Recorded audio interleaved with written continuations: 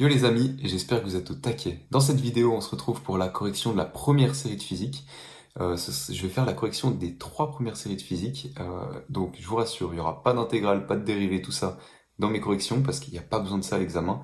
C'est les profs qui vous mettent ça dans les corrections des séries, mais je sais pas pourquoi ils font ça, parce que c'est juste, il n'y a pas le temps si on veut les faire en 2-3 minutes. Ils font ça pour la démarche scientifique correcte, ou pour vous faire flipper, j'en sais rien, je pense pas, j'espère pas. Mais en tout cas, c'est juste pas cette manière qu'il faut faire à l'examen. C'est pas ce qu'ils mettent dans les séries. Donc pour ça, moi, je vous fais les corrections des 3 premières séries. Après, vous aurez trouvé la manière de faire sans les intégrales. Et je vais vous donner 2-3 petits trucs et astuces en plus pour vous faire gagner du temps à l'examen et que vous arriviez à terminer votre examen d'SMB, ce qui est de SFO, ce qui est quand même le but. Donc je vous prends pas plus de temps et on y va directement. Donc pour ce premier exercice, on va lire d'abord la consigne ensemble. Le graphe ci-dessous donne la position au cours du temps d'un objet se déplaçant le long de l'axe X. On peut affirmer que. Donc, en premier, il faut bien regarder quelles sont les unités des deux axes. Ici, on a des secondes, ici, on a des mètres. Ça, c'est vraiment le plus important. Si on regarde pas ça au début de l'exercice, tout le reste de l'exercice sera faux. Maintenant que on sait qu'ici, c'est des secondes et là, des mètres, on va pouvoir essayer directement de répondre aux propositions de réponse. Donc, pour la A, la vitesse moyenne entre 0 et 5 secondes est positive. Donc, comment on fait ça? Entre 0 et 5 secondes, donc ici 0 et puis là 5 secondes, donc là, la vitesse est positive, donc la vitesse moyenne, pardon. Donc pour calculer une vitesse moyenne, on se rappelle ce que Kasparian a dit, il faut tracer une droite entre 0 et, enfin, entre la position entre 0 et 5 secondes, et là on regarde si la pente est positive. Est-ce que la pente est positive là? Oui, parce qu'on a parcouru 2 mètres en 5 secondes. Donc ça nous fait du 2 mètres en 5 secondes. Ça nous fait du 0,4 mètres par seconde. D'accord? Donc on se rend bien compte que ça c'est positif. Hop, et la proposition de réponse A est correcte. Maintenant pour la B. La vitesse moyenne entre 0 et 14 secondes est nulle. Là, c'est de nouveau la même chose, c'est une vitesse moyenne. Donc il faut tracer une droite entre 0 et 14 secondes, et on se rend bien compte que la pente, elle est de 0 de cette droite, parce qu'on a parcouru 0 mètre en 14 secondes, ce qui nous donne bien du 0 mètre par seconde. Donc la vitesse moyenne est bien nulle. Maintenant, c'est la vitesse instantanée en t égale 3 secondes vaut 2 mètres par seconde. Alors ça, c'est un petit peu plus complexe, on va regarder ça ensemble. Donc, en t égale 3 secondes, c'est ici. Et maintenant, la vitesse instantanée en ce point-là, elle est égale à la vitesse moyenne sur toute cette droite-là. Parce que sur toute cette droite-là, la vitesse instantanée sera égale, parce qu'on ne change pas de vitesse quand on est sur une droite. Et euh, donc ça veut dire qu'en t égale 2 secondes, par exemple, la vitesse instantanée sera égale à celle de t égale 3 secondes. Pareil pour t égale 4 secondes. Et donc on peut calculer la vitesse moyenne et dire que la vitesse moyenne entre 1 et 5 secondes est égale à la vitesse instantanée en t égale 3 secondes. Ce qui nous donne qu'on a parcouru 6 mètres, on est d'accord? De moins 4 à 2, ça fait 6. Pardon, ça fait 6 mètres. Et ça, on l'a parcouru en 4 secondes. Ce qui nous donne du 1,5 mètres par seconde. Et ça, est-ce que c'est égal à 2 mètres par seconde? Non. Donc, ça veut dire que la proposition de réponse C est fausse.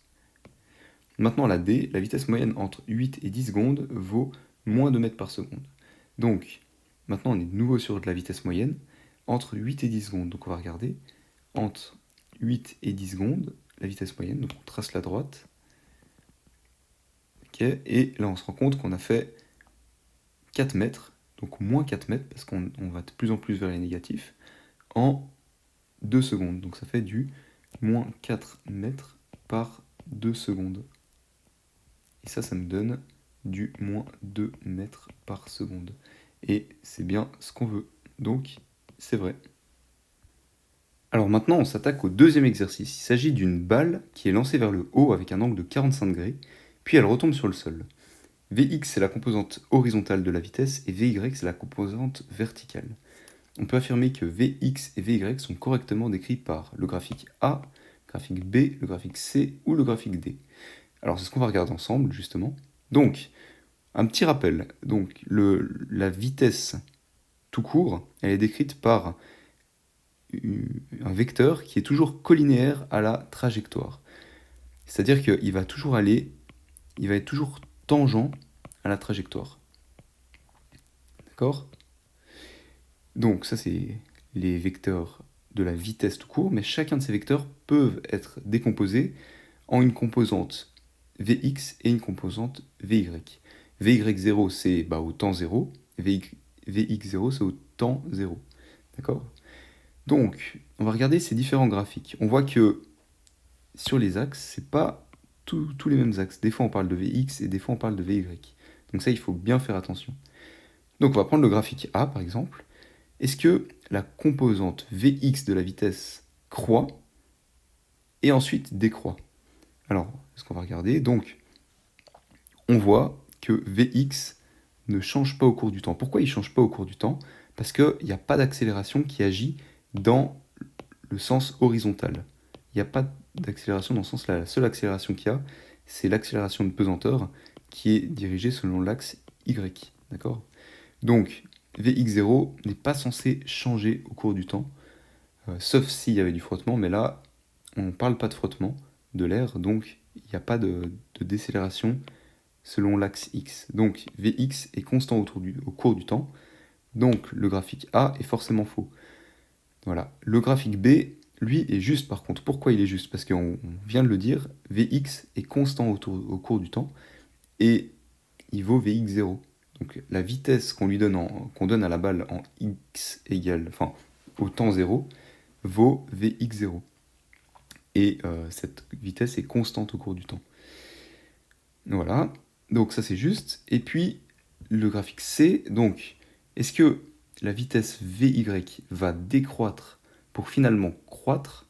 Parce qu'on voit bien que là, la vitesse va de plus en plus petite jusqu'à atteindre une vitesse de 0, et ensuite elle va recroître, donc on va regarder. Là, en ce point, elle est maximale, parce que là, ça va décroître, parce qu'il y a l'accélération de pesanteur dans ce sens-là, qui tend à réduire la vitesse y, la composante y de la vitesse. Donc c'est-à-dire qu'en ce point-là, la vitesse sera plus petite, en ce point-là, elle sera nulle, et en ce point ici, elle va être négative, et là, encore plus négative. Donc, est-ce que c'est juste ce graphique? Ben non, parce que là, on voit bien que ça retourne dans les positifs, alors que nous, on voudrait que ça aille plutôt dans les négatifs. Et finalement, le graphique D, est-ce qu'il est juste? Oui, parce que, donc, le graphique C, on a dit qu'il était faux, et le graphique D, on dit qu'il est juste, parce que la vitesse Y, elle décroît à partir de Vy0, qui est maximale, et ensuite ça décroît pour finalement arriver avec une vitesse Vy négative. Donc, le graphique D est juste. Alors là, maintenant, pour cet exercice 3, c'est un exercice qui peut vous faire gagner beaucoup de temps à l'examen, parce que, comme vous le savez, l'examen de SFO, c'est un examen qui est très dur à terminer dans les temps. Beaucoup finissent par répondre au bol, parce qu'ils n'ont pas le temps, les dernières propositions de réponse. Donc si vous avez 2-3 petites astuces qui peuvent vous faire gagner du temps, ou si vous êtes à l'aise avec certaines notions, vous pourrez répondre à certains QCM de manière très rapide. Un QCM comme ça, il est répondu en 30 secondes, une fois que vous avez un peu d'expérience en cinématique. Donc, on va prendre chacune de ces propositions de réponse dans l'ordre, et on va essayer d'y répondre. Donc, le signe de la vitesse dépend du référentiel choisi. Là, je vous ai dessiné deux référentiels, un classique, comme on pourrait dire, et un petit peu inversé par rapport à ce qu'on a l'habitude. Donc, imaginons qu'on ait une voiture, je vais la dessiner ici, ça c'est un point qui représente la voiture, et la voiture, si elle va dans cette direction, donc elle a une vitesse comme ça, est-ce que le signe de la vitesse dépend du référentiel choisi? Bah oui, parce que si on prend ce référentiel-là, la voiture aurait une vitesse positive, et si on prend ce référentiel-là, la voiture aura une vitesse négative. On est d'accord? Parce qu'elle va vers le négatif. Donc le signe de la vitesse dépend du référentiel choisi, cette affirmation elle est vraie. Ensuite la B, le signe de l'accélération dépend du référentiel choisi. Donc l'accélération c'est la même chose. Si on décide d'accélérer cette voiture pour qu'elle ait une vitesse V qui soit encore plus grande, c'est un exemple, hein, mais on prend l'accélération qui sera comme ça. D'accord? Et si l'accélération, elle va dans ce sens-là, eh ben, elle dépend aussi du référentiel choisi. Donc ça, c'est aussi une proposition de réponse vraie. Maintenant, une vitesse négative indique le ralentissement de l'objet. Est-ce que si on a une vitesse négative, ça indique le ralentissement de l'objet? Déjà, une vitesse, c'est pas compatible avec un ralentissement, parce qu'un ralentissement, à la limite, c'est une accélération. Donc déjà, on peut répondre faux à celle-là. Et puis ensuite, la D, une accélération négative indique le ralentissement de l'objet. Là, je viens de vous dire que l'accélération, ça peut se rapporter au ralentissement, sauf que si on a une accélération négative, par exemple, dans ce référentiel-là, on voit qu'on a une accélération négative, pourtant, j'accélère quand même la voiture, puisqu'elle va de plus en plus vite, puisque l'accélération est dirigée dans le même sens que la vitesse, et la vitesse est négative si on est dans ce référentiel-là. Donc, bien que l'accélération soit négative, si la vitesse est négative aussi, on n'a pas un ralentissement de l'objet, mais une accélération de l'objet vers une vitesse encore plus négative. Donc, cette proposition de réponse est aussi fausse. Alors maintenant pour l'exercice 4, donc il s'agit d'une pierre de 5 kg qui tombe d'une hauteur de 20 mètres au-dessus du sol et qui n'a pas de vitesse initiale. Donc c'est-à-dire que au point où elle démarre sa course, elle est à 0 mètres par seconde. On néglige les frottements et on se demande combien de temps elle chute avant de toucher le sol. Donc le sol, on va estimer que c'est ça. On considère l'accélération gravitationnelle G égale 9,81 mètres par seconde au carré. Donc, on a une pierre ici, et là, il y a 20 mètres. Okay, on va prendre le référentiel que ici, on est à 0 mètres, et là, on est à 20 mètres. Pour cet exercice, on va utiliser la formule que vous utiliserez pour à peu près 80% des exercices de cinématique qui tomberont à l'examen. C'est cette formule-là, la formule de cinématique. Donc, elle nous dit que la distance de déplacement de l'objet, elle est égale à la distance initiale. Donc, je sais pas, imagine que notre référentiel, il est à partir d'ici de 0 mètre. Mais voilà, mais sauf que nous, on part déjà de 0 mètre, donc il n'y a pas de distance initiale. Plus la vitesse initiale, on a dit qu'elle était nulle, parce que sans vitesse initiale, fois la différence de temps, donc tout ça c'est égal à 0, tout ça c'est égal à 0, donc tout ça on peut déjà enlever, plus 1/2 fois l'accélération fois la différence de temps au carré. Ça nous donne que... Donc, on a déjà dit que la distance, c'était 20 mètres. 20 mètres, c'est égal à 1/2 fois 9,81, parce que l'accélération, c'est g, ça c'est bien une accélération, les mètres par seconde au carré, et fois la différence de temps, le tout au carré. Donc, tout ça, après, on peut passer dans l'autre sens, c'est-à-dire qu'on a, si on passe le 1 sur 2 de l'autre côté, on n'a que 20 fois 2, donc ça fait 40, divisé par 9,81, c'est égal à t moins t0 au carré. Et puis, si on enlève le carré ici, puis on le met de l'autre côté, donc enfin, ça fait racine carrée de tout ça, ça nous donne que la différence de temps, on trouve 2 secondes. Et donc, c'est bien la réponse B. Alors maintenant, pour l'exercice 5, il s'agit d'un objet qui est lancé à partir du sol avec une vitesse initiale V0, faisant un angle de 30 degrés par rapport à l'horizontale. On néglige les frottements, donc il n'y a pas de frottement de l'air, et l'axe des X est horizontal et l'axe des Y est dirigé vers le haut. On peut affirmer que l'objet a une vitesse nulle lorsqu'il atteint la hauteur maximale de sa trajectoire. En fait, la vitesse, comme je vous l'ai dit à l'exercice 2, elle est toujours dans le sens de... Enfin, elle est toujours tangente à la trajectoire, à la courbe de trajectoire. Ça, c'est la vitesse globale de l'objet, qu'on peut toujours décomposer en Vx et Vy, d'accord ? Donc, l'objet a une vitesse nulle lorsqu'il atteint la hauteur maximale de sa trajectoire. On voit bien que si on lance un objet, quand il atteint la hauteur maximale, il n'a pas une vitesse nulle, puisqu'il va continuer dans cette direction. Par contre, il a bien une vitesse y qui est nulle, parce que là, Vy est égal à 0. Il n'y a pas de Vy. On a juste un Vx. Donc là, en ce point-là, V est égal à Vx. Donc ça, c'est faux, parce qu'il n'a pas une vitesse nulle. Il a une vitesse V qui est égale à Vx qui n'est pas nulle. L'objet a une accélération, donc pour B, l'objet a une accélération nulle lorsqu'il atteint la hauteur maximale de sa trajectoire. Est-ce qu'il a une accélération nulle ? Non, là encore une fois, parce que l'accélération, elle est constante, et c'est l'accélération de pesanteur G qui est dirigée dans ce sens-là, hein, peu importe le point. Donc l'accélération, elle est la même en tout point de la trajectoire de l'objet. Donc ça c'est faux. Juste avant de toucher le sol, la composante horizontale de sa vitesse est nulle. Donc si on dit que tout ça, on met tout ça comme ça, et on dit que l'axe des x c'est le sol, hein, et si on se demande juste avant de toucher le sol, la composante horizontale de sa vitesse est nulle, donc par exemple en ce point ici, est-ce que la composante horizontale de la vitesse est nulle? Non, parce qu'on a dit que Vx ne variait pas, donc Vx dans cette direction-là, ne varie pas au cours du temps, parce qu'il n'y a pas d'accélération, il n'y a pas de force de frottement de l'air, donc Vx il ne va pas varier. La seule composante qui va varier, c'est Vy, parce qu'il y a une accélération dans le sens de y, mais il n'y a aucune accélération dans le sens de x, donc il n'y a pas de variation de vitesse. Donc la C est aussi fausse. Et maintenant la D, sur la Lune, la hauteur maximale atteinte par l'objet serait la même que sur Terre? Bah non, puisque sur la Lune, on a vu dans le cours de Kasparian que G n'est pas égal à G de la Terre. G sur la Lune est beaucoup plus petit que G sur la Terre. Donc l'objet aurait été plus haut, en fait. Donc la hauteur maximale atteinte par l'objet, ça aurait été plus haut. Donc l'objet, en fait, il aurait eu une courbe un peu plus comme ça. Si je prends une couleur verte, l'objet aurait eu une courbe un peu plus comme ça. Et là, on voit bien que, que la hauteur y, ici, elle est plus haute. Voilà. Donc la D aussi est fausse.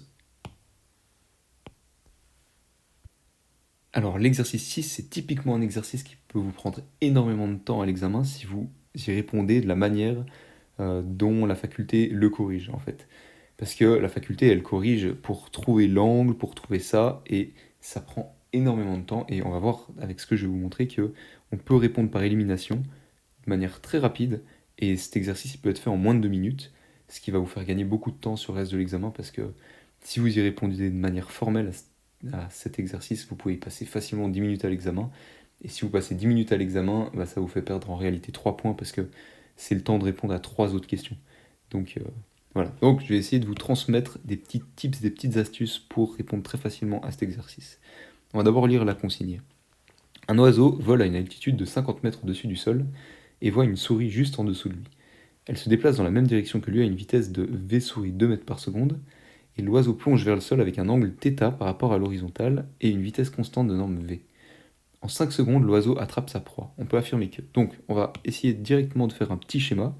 Donc là, on a l'oiseau, là, on a la souris, à t0. D'accord? La souris, on sait qu'elle fait du 2 mètres par seconde, dans cette direction, on va dire, et on sait qu'elle va parcourir, du coup, 10 mètres, parce que en 5 secondes, l'oiseau, il va l'attraper. Donc, entre le moment t0 et le moment 5 secondes, elle va parcourir 10 mètres. D'accord? Donc, déjà ça, ici, ça vaut 10 mètres, on va dire. Ici, là, ça vaut 50 mètres. D'accord? Parce qu'il y a 50 mètres entre la souris et l'oiseau. Maintenant, on va savoir combien il y a de mètres ici pour savoir la vitesse de l'oiseau, parce qu'on sait qu'en 5 secondes, l'oiseau, il va parcourir cette distance-là. Si on fait avec le théorème de Pythagore, on a que 50 au carré plus 10 au carré est égal à, on va dire, x au carré. On a que 2500 plus 100, c'est égal à x au carré. Donc on a que la racine carrée de 2600, c'est égal à x. Et ça, on trouve que x est égal à 50,99, ce qui est plus ou moins égal à 51. On va dire que x, c'est égal à 51. D'accord? Donc maintenant, j'efface tout ça. Hop. Tac. Et maintenant, on sait que l'oiseau, il a parcouru 51 mètres en 5 secondes.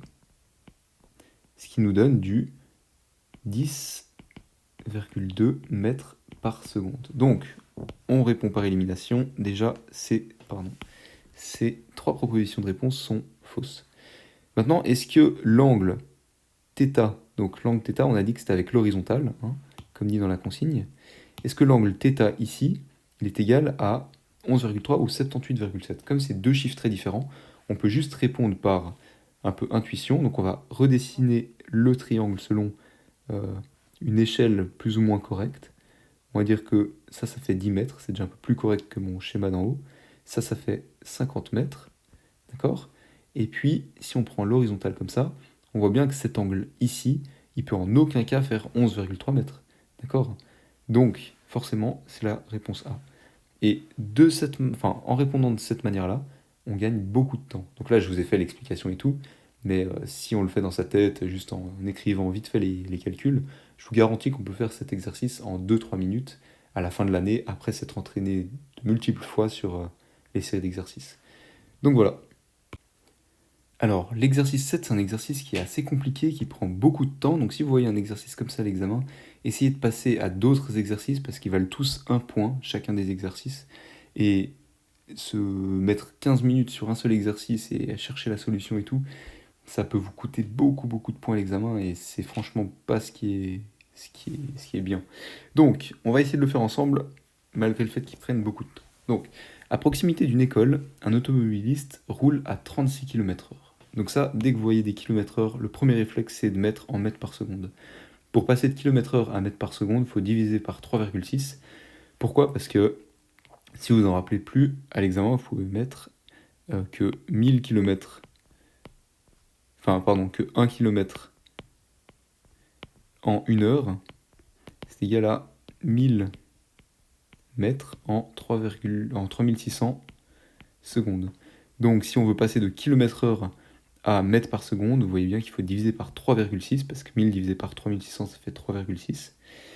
Et donc du coup, 36 divisé par 3,6, ça nous donne bien 10 mètres. Et puis je vais effacer un peu tout ça, qu'on y voie clair. Voilà. Donc 10 mètres par seconde. Quand il aperçoit un enfant s'engageant sur la rue à 17,5 mètres devant lui. Après un temps de réaction T1, il freine avec une décélération constante et met 2 secondes pour s'arrêter. On peut dire que. Donc, on va dessiner le schéma. Donc là, on a l'automobiliste, là, on a l'enfant qui est à 17,5 mètres de lui. Et il freine avec une décélération constante et met 2 secondes pour s'arrêter. Donc, s'il est à 10 mètres par seconde et qu'il met 2 secondes pour s'arrêter, si on fait 10 mètres par seconde divisé par 2 secondes, on voit bien qu'au niveau des unités, on se retrouve bien avec 5 mètres par seconde au carré. Sauf que, comme c'est une décélération, donc une accélération négative, il faut bien compter que c'est moins 5 mètres par seconde au carré. D'accord? Ça, c'est l'accélération de la voiture, donc la décélération. Donc pour la A déjà, pendant le freinage, l'accélération de la voiture vaut moins 5 mètres par seconde au carré. Ça c'est juste. Voilà. S'il réagit suffisamment vite, il peut s'arrêter avant l'enfant. Donc pour ça, il faut calculer la distance de freinage. Pour la distance de freinage, on va utiliser la formule de cinématique qu'on utilise tout le temps, hein, qui est celle juste ici. Et elle nous dit que la distance de freinage, donc on va garder S, elle est égale à la distance initiale, on dit qu'il n'y en a pas, plus la vitesse initiale, donc qui est de 10 mètres par seconde, voilà, fois la différence de temps, donc ça c'est ce qu'on ne connaît pas. Si, ça on connaît, pardon. C'est 2 secondes, hop, donc fois 2, plus 1 demi, fois l'accélération, donc qui est négative, hein, je le rappelle, donc ça fait moins 5, fois la différence de temps, c'est toujours 2 secondes, mais cette fois-ci c'est 2 secondes au carré. Donc 2 au carré, ça fait 4. Donc maintenant si on résout ça, ça fait que la distance de freinage elle est de 20 mètres, plus 5 fois 4, ça fait 20, mais la moitié de 5 fois 4, ça fait 10, donc ça fait... Et puis comme c'est moins 5, pardon, donc ça fait moins 20 fois 1 demi, ça fait moins 10, donc ça fait moins 10. Donc ça fait que la distance de freinage est de 10 mètres par seconde. Donc est-ce que s'il réagit suffisamment vite, donc s'il réagit instantanément, est-ce qu'il peut s'arrêter avant l'enfant? Est-ce que 10 c'est plus petit que 17,5? Oui, ça c'est vrai. Donc la B est juste. Maintenant la C. S'il met T1 égale 1 seconde à réagir, il percute l'enfant. Donc est-ce que s'il met 1 seconde à réagir, est-ce qu'il percute l'enfant? Donc pour ça, on va réutiliser encore la formule classique de celle-là. Donc on va calculer S s'il met 1 seconde à réagir. Donc s'il met 1 seconde à réagir, on a que S0 sera égal à 10, parce que comme il fait du 10 mètres par seconde initialement, s'il met 1 seconde à réagir, il aura déjà parcouru 10 mètres. Donc 10 plus V0. Donc V0, c'est c'est 10. Donc après, c'est tout ce qu'on a déjà rempli avant, hein. 10 fois 2 secondes, parce qu'il met toujours 2 secondes à s'arrêter, plus 1 demi fois l'accélération qui est de moins 5 fois 2 au carré. Donc on avait vu que tout ça, c'était déjà 10 mètres. Donc on voit que la distance de freinage, elle sera de 10 plus 10, de 20 mètres. Et maintenant, s'il met t égale 1 seconde à réagir, il percute l'enfant, oui, parce que 20 mètres, c'est plus grand que 17,5 mètres. Donc il va rentrer dans l'enfant. Et donc maintenant pour la D, on va faire l'hypothèse qu'elle est juste, donc on va la vérifier par calcul, puis si on ne tombe pas sur un bon résultat, on saura qu'elle est fausse. Donc on sait que la distance entre le moment T0 et le moment T2, elle est de 17,5, puisqu'on va avoir un impact. Donc S, ici, on va prendre comme si c'était 17,5, puis ensuite on remplit tout normalement, cette formule. Donc S0, bah, c'est 10 mètres. Pourquoi? Parce que s'il met 1 seconde à réagir, il aura déjà parcouru 10 mètres initialement, avant de subir une décélération, plus V0, on sait que c'est 10 mètres par seconde, fois delta t, on a dit que c'était 1 seconde, parce que c'est à partir du moment où il commence à ralentir qu'on prend tout ça en compte. Donc la différence de temps, ce sera 1 seconde, puisque ça prend déjà en compte la première seconde, et la deuxième seconde, c'est tout le reste du calcul qui le prend en compte. Et donc on a 10 mètres par seconde fois 1 seconde, plus 1 demi, fois l'accélération, comme avant, moins 5, fois la différence de temps, 1 seconde, et ça au carré. D'accord? Donc, si on reprend tout ce calcul, on a que 17,5. Est-ce que c'est égal, donc ici, pardon, il faut mettre un point d'interrogation. Est-ce que c'est égal à 10 plus 10 plus, donc, si on prend ça, ça fait moins 5, puis la moitié de moins 5, ça fait moins 2,5. Donc plus moins 2,5, c'est moins 2,5. Donc ça fait 20 moins 2,5. Et ça, c'est bien égal à 17,5. Donc on sait que la D, elle est juste aussi.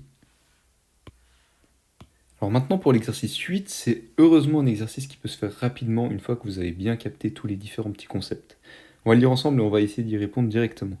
On considère une montre à aiguille classique avec un cadran de 12 heures qui est correctement réglé. On peut affirmer que, proposition de réponse A, la fréquence de rotation de l'aiguille des secondes est plus élevée que celle des minutes. Donc, est-ce que c'est vrai? La fréquence de rotation de l'aiguille des secondes est plus élevée que celle des minutes? Oui, bien sûr, parce que l'aiguille des secondes, elle va faire beaucoup plus de tours par minute que l'aiguille des minutes. D'accord? L'aiguille des secondes, elle va en faire 1 par minute de tours, et l'aiguille des minutes, elle va en faire beaucoup moins que 1 par minute. D'accord? Donc la fréquence de rotation de l'aiguille des secondes est plus élevée de 60 fois celle des minutes. Donc la A est juste. La période de l'aiguille des heures est de 3600 secondes. Alors ça justement c'est un piège parce que l'aiguille des heures, elle fait un tour de cadran toutes les 12 heures, pardon. Et pas toutes les heures. 3600 secondes, c'est 1 heure. Donc ce serait vrai pour l'aiguille des minutes, par exemple. Parce que l'aiguille des minutes, elle va faire un tour toutes les heures. Sauf que l'aiguille des heures, non, elle fait un tour toutes les 24 heures. Donc toutes les 24 fois 3600 secondes. Donc la B est fausse. Alors maintenant pour la C, la vitesse angulaire de l'aiguille des secondes est de 0,1047 radians par seconde. Donc là on est en radians par seconde. Il faut exprimer avec bien sûr des radians par seconde. Donc pour calculer ça, on sait que l'aiguille des secondes, elle va faire un tour toutes les 60 secondes. Donc 1 sur 60. Mais tout ça, ça doit être exprimé en radians par seconde. Donc fait fois 2pi. D'accord? Et donc on trouve 2pi divisé par 60, ça nous donne bien 0,1047 radians par seconde. Voilà, donc la C elle est vraie. Et maintenant pour la D, la valeur de l'accélération angulaire dépend de l'aiguille.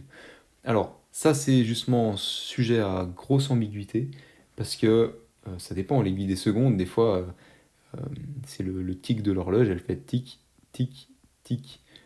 Et là, du coup, la valeur de l'accélération angulaire, elle peut dépendre de l'aiguille, parce que l'aiguille des secondes aura une accélération angulaire différente de celle des heures. Sauf que bon, apparemment, eux, ils ont pensé que c'était une horloge avec une aiguille des secondes qui est constante, hein, qui fait pas des tic, tic, tic. Et donc, du coup, eux, ils ont mis faux dans la correction. Bon, voilà. Je vous rassure, à l'examen, s'il y a des questions qui sont ambiguës, elles sont supprimées. Et de base, comme c'est souvent les mêmes questions qui remettent dans les examens, eh ben, elles sont enlevées au fur et à mesure des années, ou alors ils ont corrigé l'ambiguïté.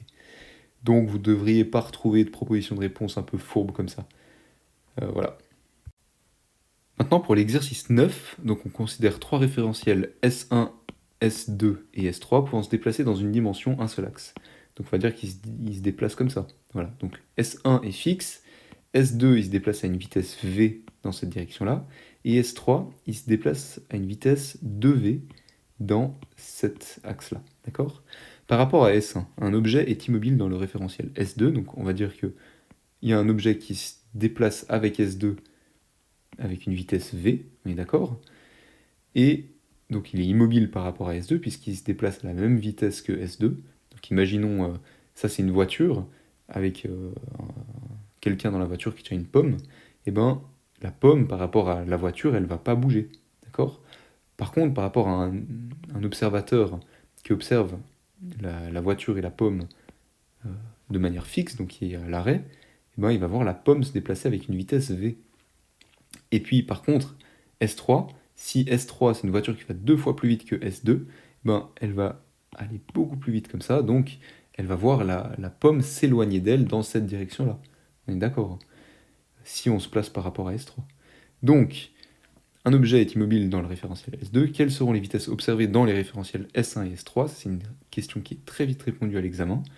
Donc, par rapport à S1, la pomme qui sera là-dedans, elle se déplace à une vitesse V, puisque elle va se déplacer comme ça. D'accord ? Puisque tout S2 va se déplacer comme ça. Maintenant, par rapport à S3, ce qui est plus compliqué, c'est que S3, il se déplace 2 fois plus vite comme ça.